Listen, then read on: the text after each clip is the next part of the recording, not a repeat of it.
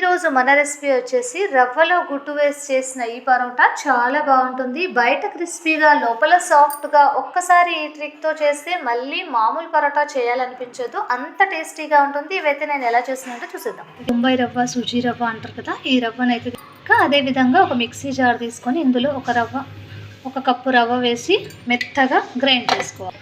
చూసారా, ఇలా మెత్తగా అయితే రవ్వ అయితే మనం ఇలా చేసుకోవాలి. ఒక బౌల్లో అయితే ఇలా వేసుకోవాలండి. ఇందులో రుచికి సరిపడా సాల్ట్ వేసుకోవాలి.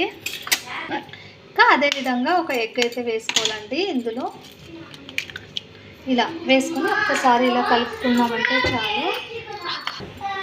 ఇలా రవ్వ ఎగ్ మొత్తం అంతా బాగా కలిసేలా కలుపుకోవాలి. ఇలా మొత్తం రవ్వ ఈ ఎగ్ కలిసేలా బాగా కలుపుకోవాలి.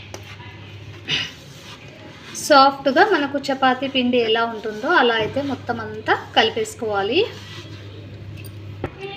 ఇంకా ఇలా వేసాక కొద్దిగా హాఫ్ కప్ వరకు పిండి అయితే వేసుకొని మొత్తం అంతా ఇలా కలుపుకోవాలి. ఇంకా ఇందులోనే కొద్దిగా వాటర్ వేసుకుంటూ మనం చపాతీ పిండి ఎలా ఉంటుందో అలా కలిపేసుకోవాలండి. ఇలా పిండి అయితే మొత్తం అంతా కలిపేసుకున్నాక కొద్దిగా ఆయిల్ అయితే వేసుకొని మళ్ళీ ఒక్కసారి దీన్ని బాగా సాఫ్ట్గా కలుపుకోవాలి. చూసారా, మనకు చపాతీ పిండి అయితే ఎలా ఉంటుందో అలా ఇలా అయితే సాఫ్ట్గా మనం తడిపేసుకోవాలండి పిండి అయితే. ఇంకా ఇలా తడుపుకొని ఒక 10 నిమిషాల పాటు రెస్ట్ ఇవ్వాలి.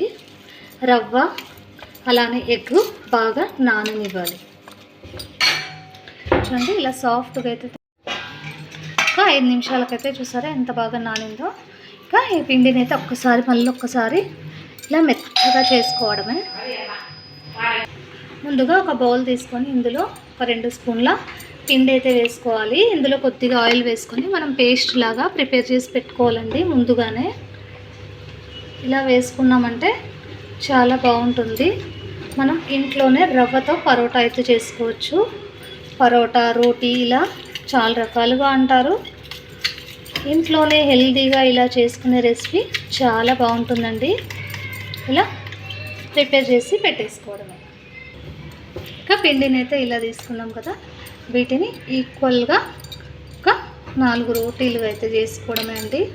చూసారా, నాకు ఒక కప్పుకి 5 రోటీలు అయితే అయ్యాయి.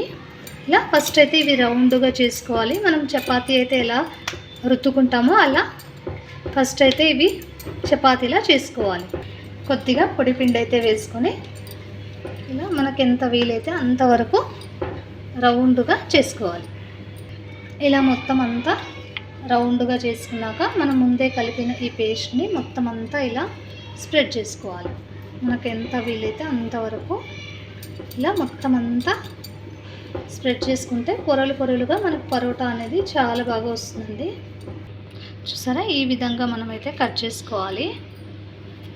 ముందైతే సెంటర్లో అయితే కట్ చేసుకొని మధ్యలో ఇలా కట్ చేసుకున్నామంటే సరిపోతుంది. ఇలా కట్ చేసుకున్నాక ఒక దాని మీద ఒకటి ఇలా లేయర్స్గా వేసుకోవాలి. ఫస్ట్గా ఇలా చేసుకుంటే సరిపోతుందండి.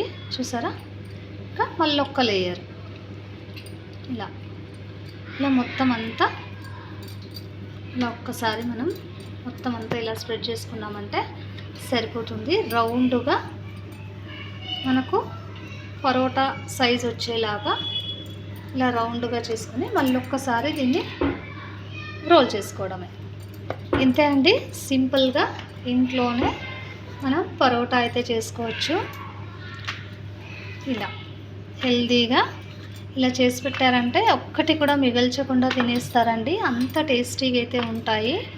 ఆ రవ్వ గుడ్డుతో చేసిన పరోటా అండి. చూసారా, ఇలా ఈ మందం అయితే ఉంటే సరిపోతుంది. లోపలంతా మనకు పొరలుగా చాలా బాగా వస్తుంది. చూసారా, ఇలా ఇంకా ఇదే విధంగా మరిన్ని కూడా ఇలానే చేసుకోవాలి. ఇంకా పెన్నం అయితే పెట్టేసుకోవాలండి. కొద్దిగా బటర్ అయితే వేసుకొని కొద్దిగా దీన్ని ఇలా మెల్ట్ అవ్వనివ్వాలి. ఇంకా ఇలా మెల్ట్ అయ్యాక మనం చేసుకున్న పరోటానైతే ఇలా వేసుకోవాలండి. ఇంకా చిన్న మంట మీద పెట్టేసి సిమ్లో పెట్టేసి ఈ పరోటాని మనం ఇలా వేయించుకోవాలి. చూసారా, ఇలా మొత్తం అంతా సైడ్లకంతా బాగా కాలనివ్వాలి. క్రిస్పీగా కావాలంటే క్రిస్పీగా చేసుకోవచ్చు. సాఫ్ట్గా కావాలంటే చూసారా ఇలా మొత్తం ఒక్కసారి మనం ఇలా చేసుకున్నామంటే సరిపోతుందండి. చూసారా ఎంత బాగా పొంగుతుందో. మనకు పైన కొద్దిగా బటర్ ఇలా రాసుకున్నామంటే మొత్తం అంతా చూసారా ఇలా. అదేవిధంగా మళ్ళీ ఒక్కసారి వెనక్కి చూసారా ఎంత బాగా వచ్చిందో. హోటల్ స్టైల్లో ఇంట్లోనే మనం హెల్తీగా ఇలా చేసుకోవచ్చండి. క్రిస్పీగా వేడివేడిగా పరోటా అయితే రెడీ. అయితే వేసేసుకుందాం. ఇంకా అదేవిధంగా ఆయిల్ లేకుండా ఒక పరోటా అయితే చూసేద్దామండి. చాలా బాగుంటుంది.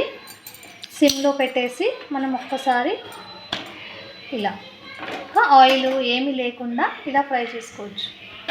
చూడండి పొరలు పొరలుగా ఇలా చేసుకోవాలి. వేడివేడిగా రవ్వతో చేసిన పరోటా అయితే రెడీ అయిపోయిందండి. చూసారా ఇంట్లోనే హెల్తీగా ఇలా చేసి పెట్టారంటే ఇంటిల్లిపాది ఇష్టంగా తింటారు. చాలా బాగుంటుందండి. వెజ్ కర్రీ అయినా నాన్ వెజ్ కర్రీ అయినా టేస్ట్ మటుకు అదుర్సండి. ఇంకా టేస్ట్ అయితే చేసేద్దాం ఫ్రెండ్స్. ఒక్కసారి తిన్నారంటే మళ్ళీ మళ్ళీ తినాలనిపిస్తుంది. చూసారా ఎంత పొరలు పొరలుగా టేస్టీగా ఉండే పరోటా. ఇంకా అదేవిధంగా చికెన్ కర్రీ అయితే టేస్ట్ అద్దరిపోతుంది. టేస్ట్ మటుకు అద్దరిపోయింది ఫ్రెండ్స్. ఈ వీడియో కనుక మీకు నచ్చినట్టయితే లైక్ చేయండి, షేర్ చేయండి, సబ్స్క్రైబ్ చేసుకోండి, పక్కన బెల్ ఐకాన్ నొక్కండి. మేము చేసే ప్రతి రెసిపీ అండ్ వ్లాగ్ మీకే ముందుగా నోటిఫికేషన్స్ అయితే వస్తాయండి. మరిన్ని వీడియోస్తో మేము ముందుకు వచ్చేద్దాం. Bye friends, thanks for watching.